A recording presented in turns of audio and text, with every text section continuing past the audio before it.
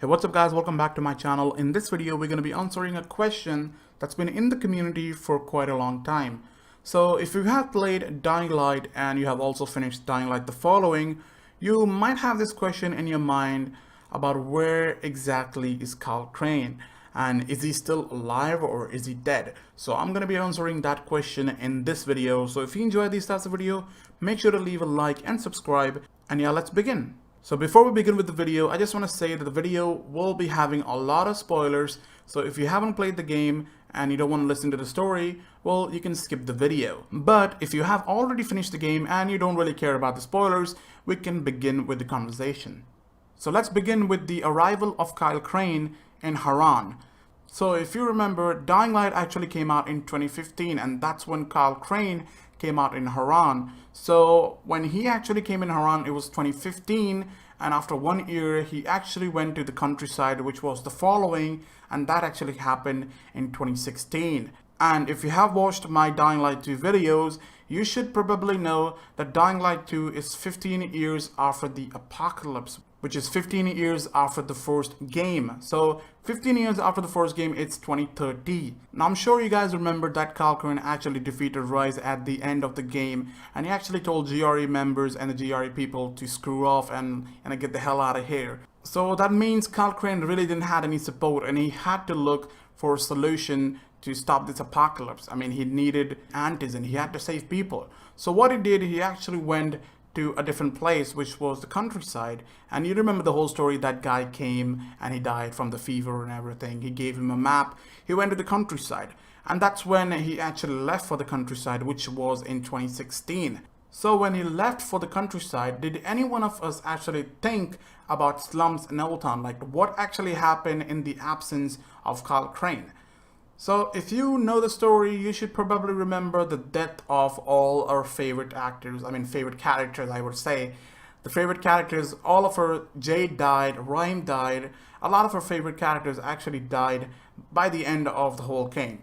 But you should also remember that Brecken was alive, but he was nowhere to be found when we actually came at the end of the game. I mean, he kind of left after the death of Rahim. He was so sad and he was so pissed that he actually left the whole place.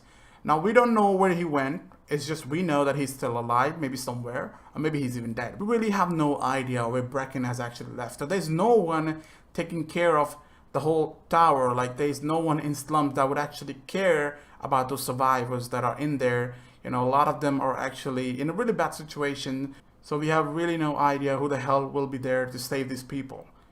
But there's one interesting thing. So when Karl Crane was in the countryside, he was looking for the Antizin, he was looking for that mist and everything, he was looking for Mother, he was doing all those stuff. So in his absence, there was actually a lot of development that actually happened in the whole tower. Like, there's someone who actually did a lot of development and someone who actually took care of people. Now, we don't know who that person is. So according to the developers, the whole Dying Light Bad Blood took place in 2016, which is 1 year after the base game. So in 2016 is when actually Karl Crane left for the countryside. So it makes sense in his absence there was someone who was actually taking care of the tower, and he actually connected both the towers, and he actually made it kind of like a skyscraper or whatever you call it.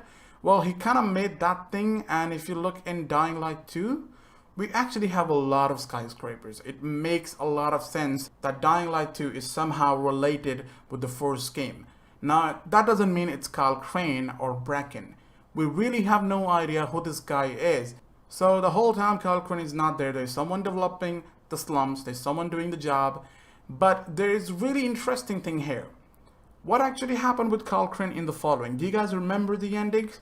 Well, I'm sure you remember all the three endings. In all the different three endings, we actually had two similar endings, so we'll kind of ignore the last one, because it's kind of similar to the second one. So the first ending was when Karl Crane actually blew up the whole city. He actually turned on the nuclear bomb and it blew up the whole city. That was him actually siding with the Mother. He agreed with what Mother said, and he actually decided to end this all by blowing up the whole countryside. So that would have actually killed Karl Crane. There's no way he could survive that because it was literally so close to the bomb. There is no way any zombie or any human can ever survive that explosion. So Carl Crane is officially dead in that particular ending.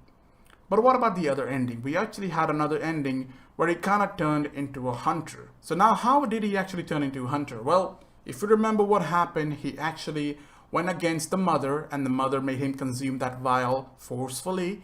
And then he had to fight the mother. He was kind of hallucinating because he saw so many mothers. He was kind of, it was all hallucination. There is no way the mother was doing all this magic and all stuff. How can she actually make her clones? That makes no freaking sense.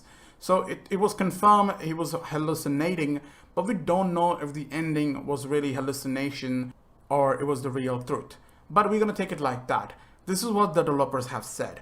So it's on you how you actually take the ending. For me, Carl Crane, when he became the hunter, he actually died. He was brain dead. And he was kind of like a living dead. You call a zombie a living dead? It was Carl Crane. And I'll explain you why. If we imagine that Carl Crane actually became a hunter and he started hunting people, well, if it was really Carl Crane, he would have never hurt anyone. And if you know what we do in the Be the Zombie, we actually save our nest and we actually go against those humans who try to get rid of the nest. So if you remember what Carl Crane does, he actually destroys the nest. He's one of those survivors who actually destroys nest because he wants to get rid of all those virals and everything, all those dangerous zombies living in that location. He wanted to get rid of those, and that's why he destroys the nest. And that's what other survivors are trying to do. But Carl Crane, since he's a hunter, he hunts them down, which means Carl Crane brain dead. His brain dead, which means he's dead, completely dead. So both the endings proves that Carl Crane is definitely dead. If he's hallucinating, the mother has enough time to kill Carl Crane. So anyways, he's gonna die in that place. So that's a really sad ending. I know a lot of people would have expected him to become a hunter and then go in Dying Light 2, probably become the boss and everything. But he's gonna be probably an old boss when he goes in Dying Light 2. So that's not gonna happen. He probably is dead. So now let's talk about Dying Light 2. Who is actually gonna be the main character? Since Carl Crane is dead, we don't have our savior Carl Crane, and Brecken is probably hiding or has left somewhere. We're not yet sure, but there is definitely someone familiar, someone from Haran who has actually went to Dying Light 2. So if you remember my video, I actually made a video about someone from Haran being in Dying Light 2 because, in one of the main posters, you can actually see the character wearing, the shirt and pant. You can actually see in his pant, he actually has Haran written in there. That makes a lot of sense because the city, which is in Dying Light 2, is the last human settlement. It means everyone around the world has either died or ran out of resources. And when I'm saying everyone in the world, I also mean the slums, which is Haran. Haran probably ran out of resources. Slums and Old Town, both people. So the people inside the tower, Brecken Tower and the main tower, they had to leave and they had to go somewhere. So I feel like the people from Haran actually went to the city, which is Dying Light 2. So 15 years have been passed. Who the hell can be the main character from Haran? It is definitely someone familiar. There were a lot of people in the comment section were like, it might be some pant he might have bought from someone in Haran. Well, it can be true, but at the same time, who the hell is going to sell a pant in the apocalypse? Makes no freaking sense to me. But it's all possible, it's all possible. It's apocalypse. But at the same time, my possibility is also possible. There has to be someone. If everyone from around the world is actually moving to the city, why will the Haran people not move to the city? That's a cool place to live. It's better than what they're living. If they don't have resources, that's the best place for them. So I'm sure a lot of people from different sides, different places, actually went to the city, and that includes someone familiar, someone who actually knows how to build, and someone who actually knows how to fight. Now, we're not sure who the hell this guy is. There's actually one voice actor of Dying Light 2. We actually found him on Twitter. Now, we're not sure who this guy is. What he's playing in Dying Light 2, but it probably seems like he's probably someone really big in the game. So I'm not sure if he's going to be the main character. He kind of reminds me of the main character. He looks like the main character. He kind of has the physique of the main character and the looks.